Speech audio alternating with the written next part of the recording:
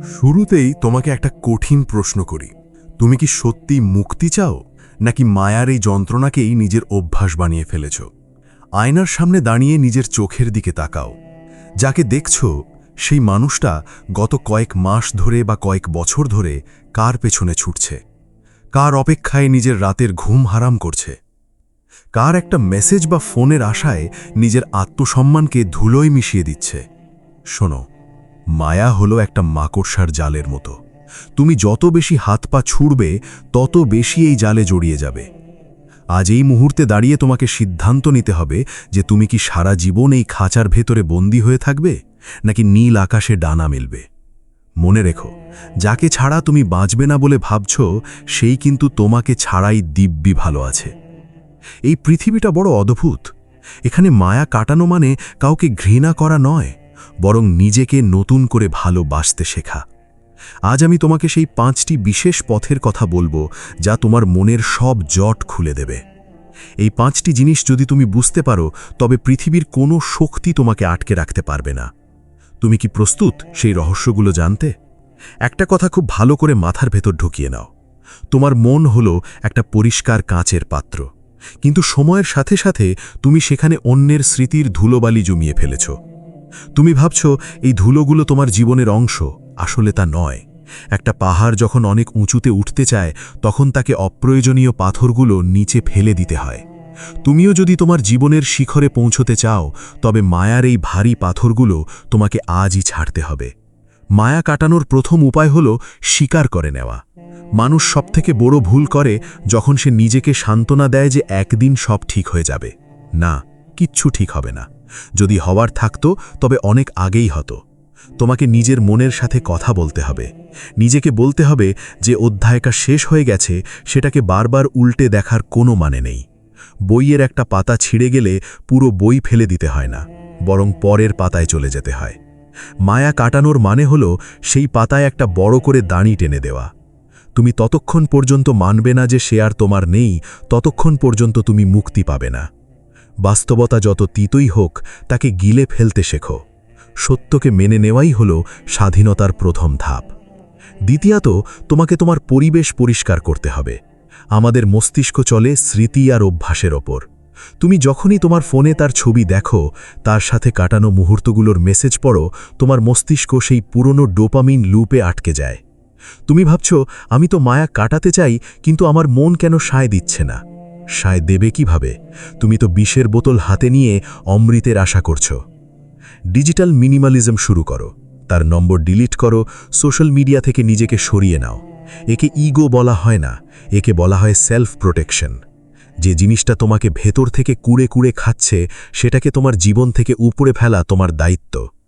তুমি যদি মনে করো যে তাকে অনলাইনে চেক করলে বা তার খবর নিলে তোমার কষ্ট কমবে, তবে তুমি ভুল করছো।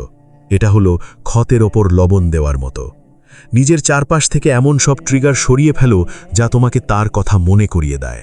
নিজেকে নতুন একটা পরিবেশে নিয়ে যাও। ঘর পরিষ্কার করো, বিছানার চাদর পাল্টাও, নতুন কোনো কাজে নিজেকে ব্যস্ত করো। মস্তিষ্ক যখন নতুন নতুন ইনপুট পাবে, তখন পুরনো স্মৃতিগুলো ধীরে ধীরে ফ্যাকাশে হতে শুরু করবে। তৃতীয় উপায়টি হল একা থাকতে শেখা। আমরা মায়ায় পড়ি কারণ আমরা একা থাকতে ভয় পাই। আমরা ভাবি কেউ একজন পাশে না থাকলে বুঝি আমাদের অস্তিত্ব নেই। এটা তোমার সবথেকে বড় দুর্বলতা। জীবনের এই কঠিন সময়ে নিজেকে সময় দাও। ডোপামিন ডিটক্স করো। সোশ্যাল মিডিয়া, ফালতু আড্ডা বা সিনেমা দেখে সময় নষ্ট না করে নিজের সাথে সময় কাটাও। তুমি কি জানো তোমার আসল পছন্দ কি? তুমি কি জানো তোমার জীবনের লক্ষ্য কি?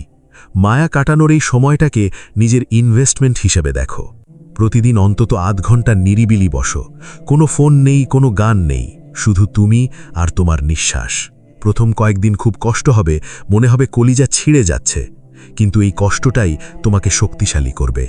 যারা একা থাকতে পারে তারাই পৃথিবীর সবথেকে শক্তিশালী মানুষ, কারণ তাদের সুখ অন্য কারো উপর নির্ভর করে না। তুমি যখন নিজের সঙ্গ উপভোগ করতে শুরু করবে, তখন তুমি বুঝতে পারবে যে পৃথিবীর কোনো মায়াই তোমাকে আর আটকাতে পারছে না। নিজেকে নিয়ে গর্ব করতে শেখো। তুমি যে এই পরিস্থিতির মধ্য দিয়ে যাচ্ছ এবং টিকে আছো, এটাই প্রমাণ করে যে তোমার ভেতরে অসীম ক্ষমতা আছে। চতুর্থত, তোমার অন্তর বদলে ফেলতে হবে এবং সময়ের মূল্য বুঝতে শিখতে হবে। মায়ার সবথেকে বড় জাল হলো সময়। তুমি যখনই অলস বসে থাকো তখনই তোমার অবচেতন মন তোমাকে সেই পুরনো গলিগুলোতে নিয়ে যায়। তোমাকে বুঝতে হবে যে প্রতিটি সেকেন্ড যা তুমি অন্যের শোকে খরচ করছো, সেই সময়টা তোমার সাফল্যের ভাণ্ডার থেকে চিরতরে হারিয়ে যাচ্ছে। তোমার অন্তরকে মোমের মতো নরম না রেখে পাথরের মতো শক্ত করো। অন্তর বদলে ফেলার মানে হলো নিজের অনুভূতির ওপর নিয়ন্ত্রণ আনা। নিজেকে বোঝাও যে আবেগ দিয়ে নয়, বরং বিবেক দিয়ে জীবন চালাতে হবে। সময়ের মূল্য বুঝতে শেখা মানে হলো এই সত্যকে উপলব্ধি করা যে পৃথিবী কারোর জন্য থেমে থাকে না। আজ তুমি যাকে নিয়ে ভাবছ সে হয়তো নিজের জীবন গোছাতে ব্যস্ত, আর তুমি নিজের সময় নষ্ট করে নিজের ভবিষ্যৎকে অন্ধকারে ঠেলে দিচ্ছ। সময়ের এই অপচয় হলো নিজের ওপর সবথেকে বড় অপরাধ। জীবনের প্রতিটি মুহূর্তকে কাজে লাগাও, নতুন কিছু শেখো, পরিশ্রম করো। যখন তোমার অন্তর সাফল্যের স্বাদে অভ্যস্ত হয়ে যাবে, তখন এই সস্তা মায়াগুলো তোমার কাছে অর্থহীন মনে হবে। পঞ্চম এবং সবথেকে গুরুত্বপূর্ণ উপায় হলো ক্ষমা করা এবং ছেড়ে দেওয়া। মায়া কাটানোর বড় বাধা হলো ঘৃণা বা ক্ষোভ। তুমি যদি তাকে ঘৃণা করো তবে তুমি এখনও তার সাথে জড়িয়ে আছো, কারণ ঘৃণা মানেও হলো তাকে নিয়ে চিন্তা করা। তাকে ক্ষমা করে দাও। সে তোমার সাথে যা করেছে, যে অবহেলা করেছে, তার জন্য তাকে মনে মনে মুক্তি দাও। ক্ষমা করা মানে তাকে আবার জীবনে ফিরিয়ে আনা নয়, বরং নিজের মন থেকে তার ভার নামিয়ে ফেলা। তাকে বলো, আমি তোমাকে ক্ষমা করলাম এবং আমার জীবন থেকেও তোমাকে বিদায় জানালাম। নিজেকেও ক্ষমা করো। তুমি হয়তো অনেক ভুল করেছ, অনেক কান্নাকাটি করেছ, নিজের মর্যাদা বিসর্জন দিয়েছ। যা হয়ে গেছে তা হয়ে গেছে। অতীতকে বদলানোর ক্ষমতা তোমার হাতে নেই, কিন্তু ভবিষ্যৎ গড়ার ক্ষমতা তোমার হাতে আছে। প্রতিদিন সকালে উঠে নিজেকে বলো, আজ আমি নতুন করে জন্ম নিলাম। আমার উপরওয়ালার উপর আমার পূর্ণ বিশ্বাস আছে। তিনি আমার থেকে যা নিয়েছেন তার বদলে তিনি আমাকে আরও ভালো কিছু দেবেন। আধ্যাত্মিকতার আশ্রয় নাও, প্রার্থনা করো। প্রার্থনার যে শক্তি আছে তা পৃথিবীর অন্য কোনো কিছুতে নেই। যখন তুমি তোমার উপরওয়ালার সামনে মাথা নত করবে, তখন দেখবে পৃথিবীর সব মায়া একদম তুচ্ছ হয়ে গেছে। বাস্তবতা হলো পৃথিবী কারোর জন্য থেমে থাকে না। তুমি কাঁদলে সূর্য ওঠা বন্ধ হবে না, তুমি না খেলে নদীর জল শুকিয়ে যাবে না। তাহলে তুমি কেন নিজেকে থামিয়ে রেখেছ? যে তোমাকে মূল্য দেয়নি তার জন্য চোখের জল ফেলা মানে নিজের জীবনের অপমান করা। আজ যারা তোমাকে অবহেলা করছে তারা কাল তোমাকে নিয়ে গল্প করবে, যদি তুমি আজ নিজেকে গড়তে পারো। মায়া কাটানো কোনো একদিনের কাজ নয়, এটা একটা লড়াই। প্রতিদিন তোমাকে এই লড়াই জিততে হবে। সেদিন দূরে নয় যেদিন তোমার মনে হবে যে আজ আর তার কথা মনে পড়েনি, সেদিন বুঝবে তুমি জয়ী হয়েছ। জীবনটা খুব ছোট। এই অল্প সময়ে কত কিছু দেখার বাকি আছে, কত দেশ ঘোরার বাকি আছে, কত মানুষের উপকার করার বাকি আছে। তুমি কি এই মহামূল্যবান জীবনটা একজন মানুষের মায়ায় নষ্ট করবে? কখনো না। নিজের মেরুদণ্ড সোজা করো, নিজের চোখের জল মুছে ফেলো। তোমার ভেতরে যে আগুন আছে সেটাকে নিভতে দিও না। সেই আগুন দিয়ে নিজের জীবনের অন্ধকার দূর করো। মনে রেখো, লোহার খাঁচা ভেঙে বেরিয়ে আসা সহজ, কিন্তু মনের খাঁচা ভেঙে বেরিয়ে আসা কঠিন, তবে অসম্ভব নয়। তুমি যদি আজ এই কথাগুলো মন দিয়ে শুনে থাকো এবং পাল্টানোর শপথ নাও, তবে আজ থেকেই তোমার বিজয় শুরু। মায়া কাটানোর জন্য অন্য কারো সাহায্যের দরকার নেই, তোমার নিজের ইচ্ছা শক্তিই যথেষ্ট। অনেক তো হলো অন্যের জন্য বাঁচা, এবার একটু নিজের জন্য বাঁচো।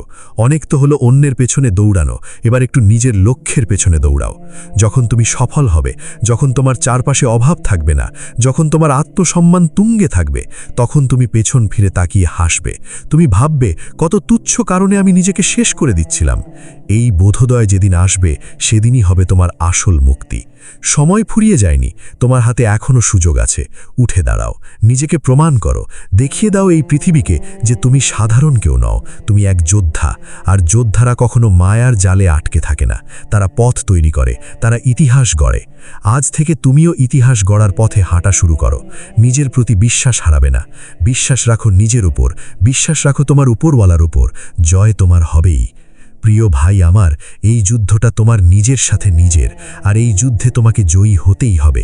মনে রেখো, তোমার জীবনের রিমোট কন্ট্রোল কিন্তু তোমার হাতেই আছে। এখন তুমিই ঠিক করো, তুমি কি কাঁদবে নাকি পৃথিবীকে কাঁদিয়ে নিজের শ্রেষ্ঠত্ব প্রমাণ করবে। সিদ্ধান্ত তোমার। ওঠো, কাজ শুরু করো এখনই।